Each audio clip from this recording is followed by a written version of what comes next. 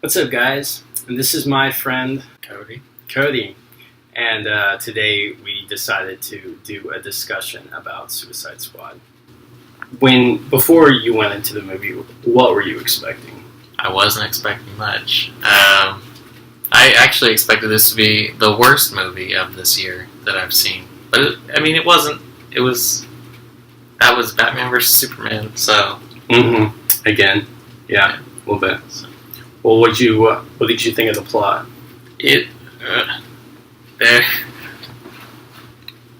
There wasn't much of a plot.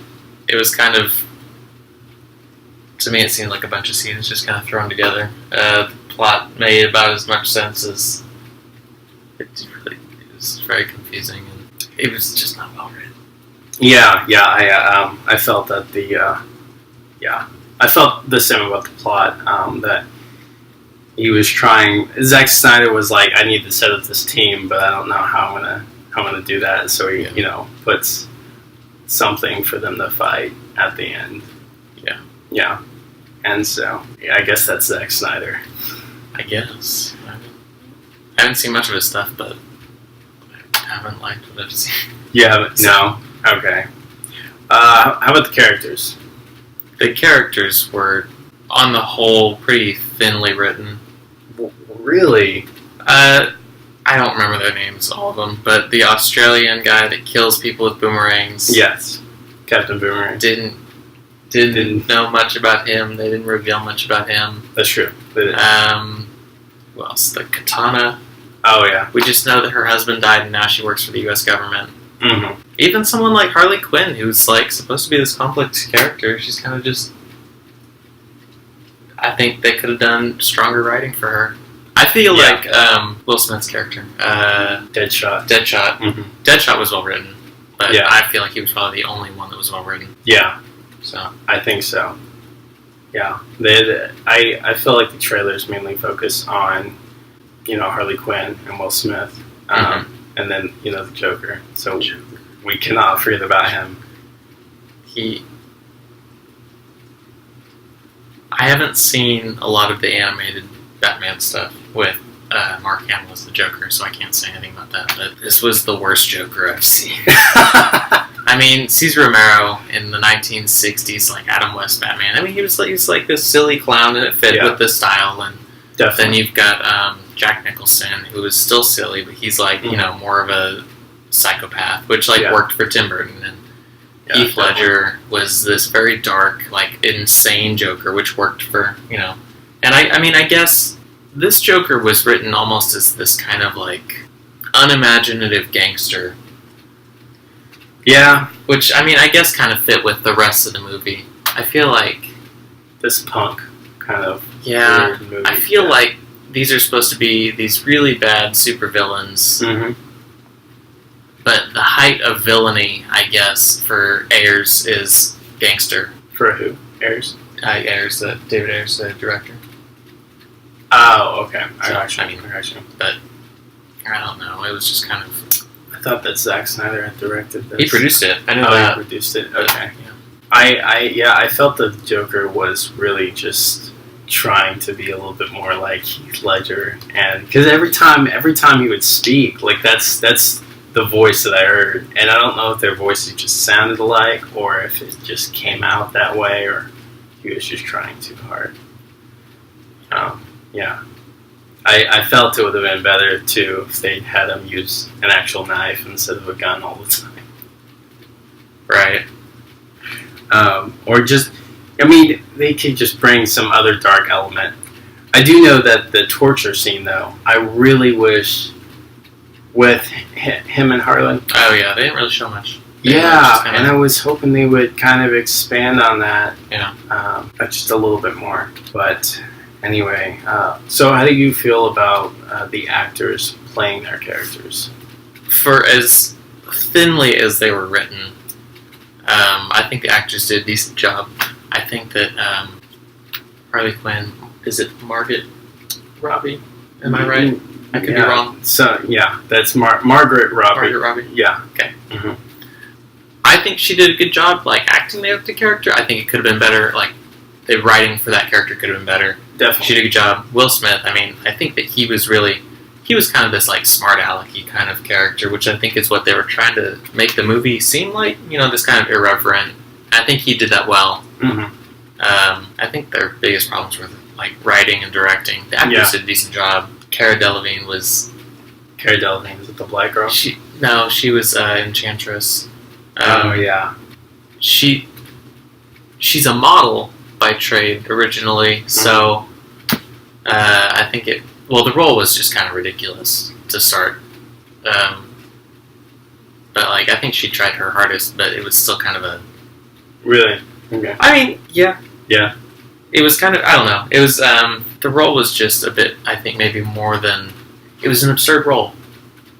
Absurd. Okay. So like when you're making a weapon of mass destruction and you're dancing all around, it just seems more ridiculous than. Oh yeah. At the end, especially like at the end. At the beginning it was okay, good. But like as the movie kept going, it got more and more ridiculous and less like, oh, this is a really bad character. This is probably like, yes. Okay. Yes, definitely.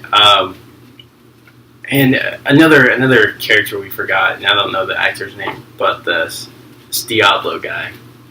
Yeah, I think he did a good job. It was another thinly written character, like just kind of they touched on his story more than some of the other actors, or not actors, but characters. And I think he did a good job with it. I think all the actors tried to do their best with their roles, but when your roles are kind of half-heartedly written.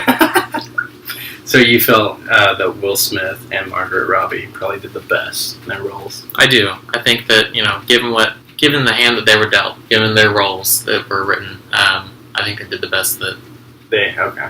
Yeah. Fantastic. Do you think that the actors took the plot or the movie itself pretty seriously? The actors, yes. Yes. I think they really got into it, which is, I mean, you can't ask for much more from your casting. Like, they really seem to enjoy making the movie. They really seem to enjoy, like, working with each other. The characters themselves, I don't think, took the plot too seriously, but I don't think they were supposed to. Right. I think it was very much like,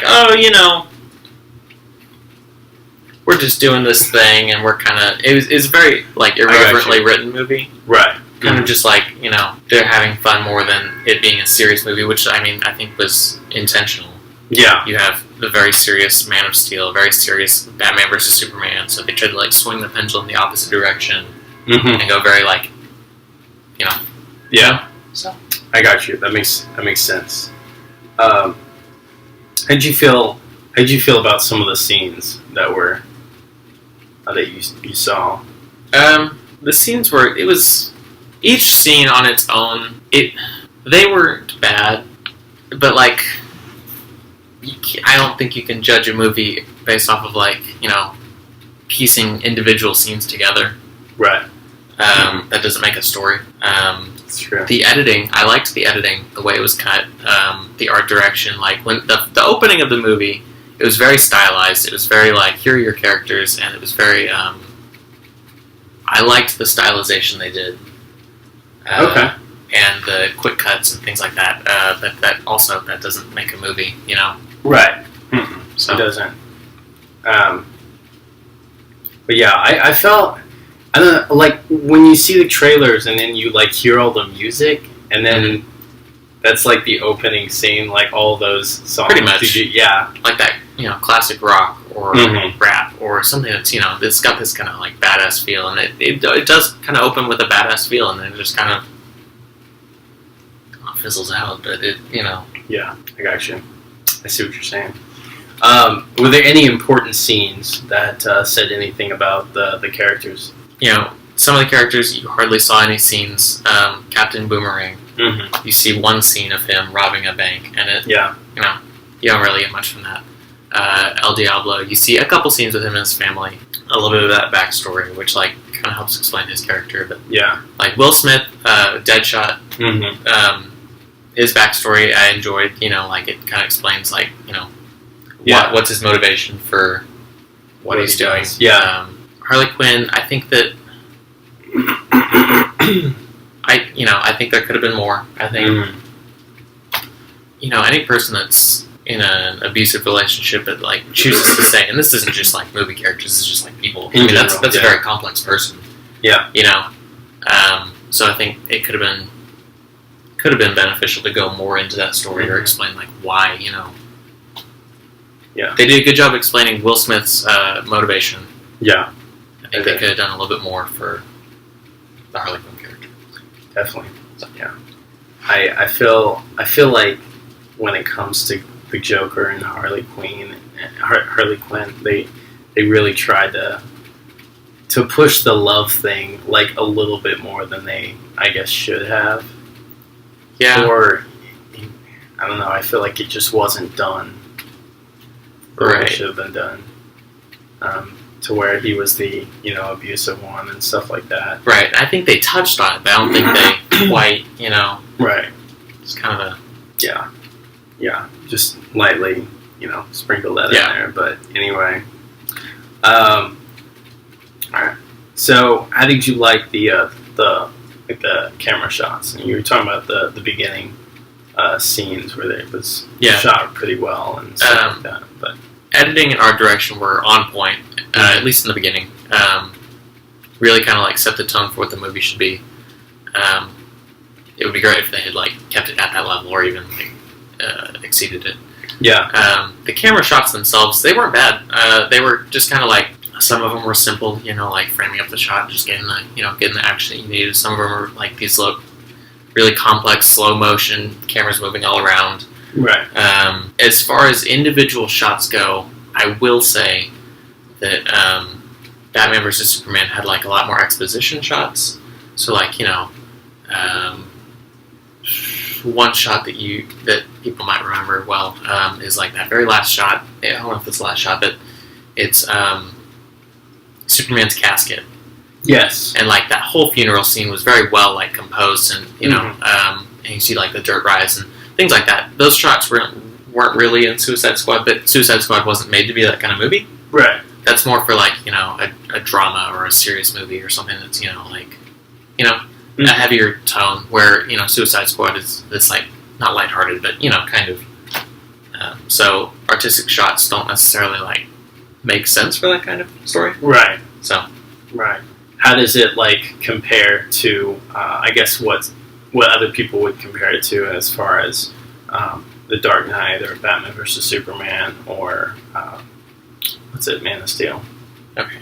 The Dark Knight and Christopher Nolan's Dark Knight trilogy was it was DC, it was Batman, but it was like it goes along with the rest of Christopher Nolan's work. All of his, or not all of, but most of his work deals with these psychological themes.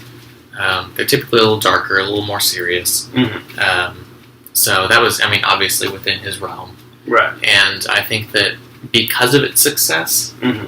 DC said, okay, series works. Everyone wants serious superheroes. So they tried to do the same thing with Man of Steel. And Superman is, supposed to be this more like idealized character. You've got things like the original Superman movies, mm-hmm. Smallville, where he's like this, It's not campy, but it's more lighthearted. It's more like, Superman's here to save the day. Man of Steel was this very serious and dark take on Superman, which it worked for Batman because, Batman's this dark, brooding character. Mm-hmm. I don't know that it works as well for Superman. And then, you go into Batman versus Superman, where the story was very thin, and it was... the motivation behind why Batman's doing these things and why Superman's doing these things is it's haphazardly written. Yeah. This is a very different movie. I don't know if you can compare it to those very serious movies because, right. It's like apples and oranges. It's not really like, but as far as like my own personal, whether I liked it or not, right. I love Christopher Nolan. I love all of his work. So obviously, Dark Knight's going to be top. Mm-hmm. Man of Steel, this is Suicide Squad and Man of Steel are probably on the same level for me, and then Batman vs Superman was bad. So, Okay, so Suicide Squad and Man of Steel are the same level. Probably. They're different movies, right. But like as much as I like them, they're probably on the same level. Okay. If that makes sense. And then we had to get like the massive thing out of the way, which is the Joker. We need to kind of talk about him a little bit more because I know like for this movie, that's what people are hoping to see, and they are going to compare him to Heath Ledger by far. So, do you have like anything more to say about him?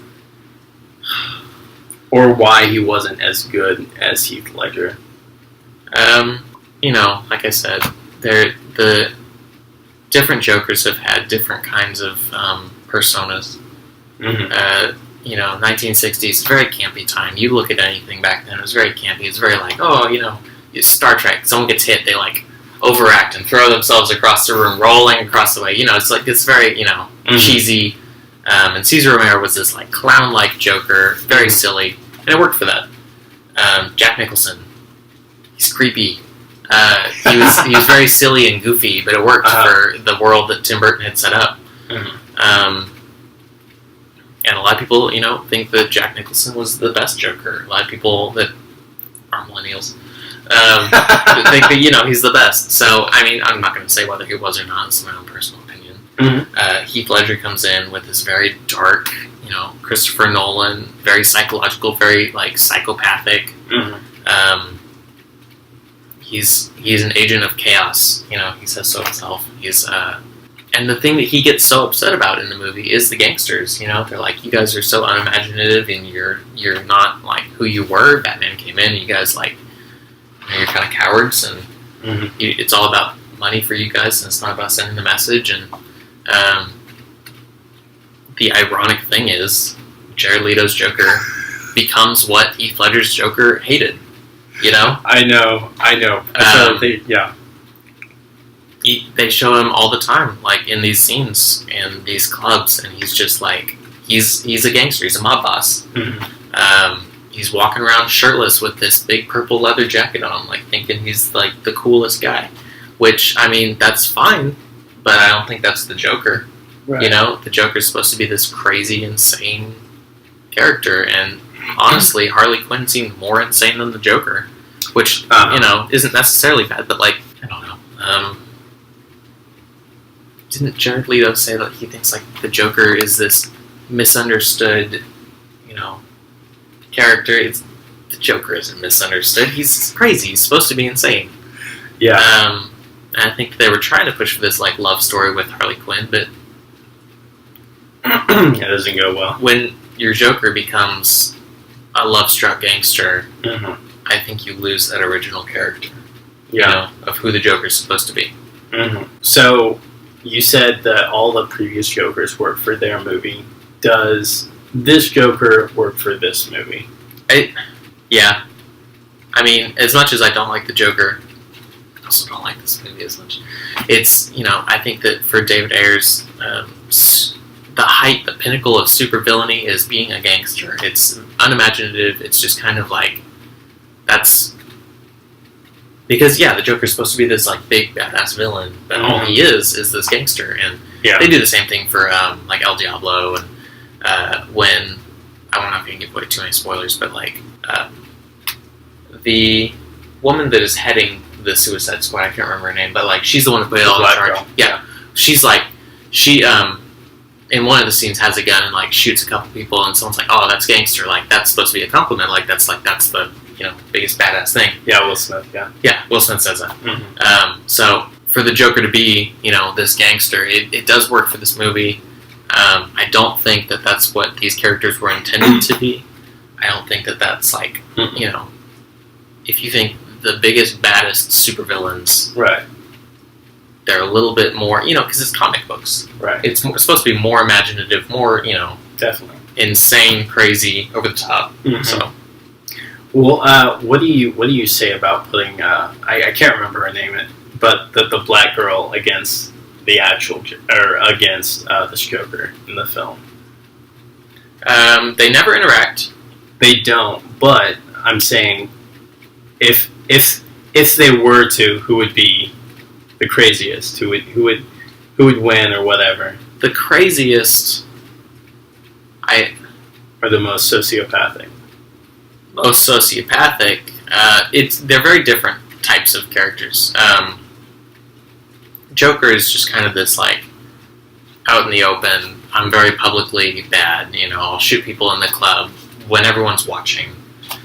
Whereas she's much more like manipulative behind the scenes. Like, let me put this together and put this together, and like play the board. Like if this is a game of chess, she's planning ahead and being very discreet. Mm-hmm. But she is cold. Like she's very capable of getting her own way or changing things to go in her favor. Mm-hmm. As far as like head to head, probably the Joker, just because he's it's not her thing. She's more covert, like So I got you. What overall rating do you have for this movie? Let's go out of 5 stars. 1 star. I don't know. There's a lot of social commentary that I'm not going into about this movie. That's like that's not the movie. That's not the plot or the writing or the acting or anything that I like frustrates me. Mm-hmm. So my own subjective review. 1 out of 5 stars. Okay, I got you. Wow. Sorry. No, I just didn't. I didn't. I didn't think it was that bad. One thing I did like is that there was like a lot of emotion in the movie, and so that saved it a little bit for me. You might have to. I mean, like for example, the backstory with Will Smith, and the backstory with Diablo, and the backstory with Harley Quinn. Even though Diablo is not focused on as well as Harley Quinn and Will Smith, he still has backstory, and I felt like the director was trying to put like a little bit more meaning to the characters, and stuff like that. And so because of that, and because I could feel the emotion of Will Smith, a little bit from Harley Quinn, but from Diablo too. So I thought that was done as well as it could have been done. Yeah, yeah, as well as it could have been done. It's a disclaimer.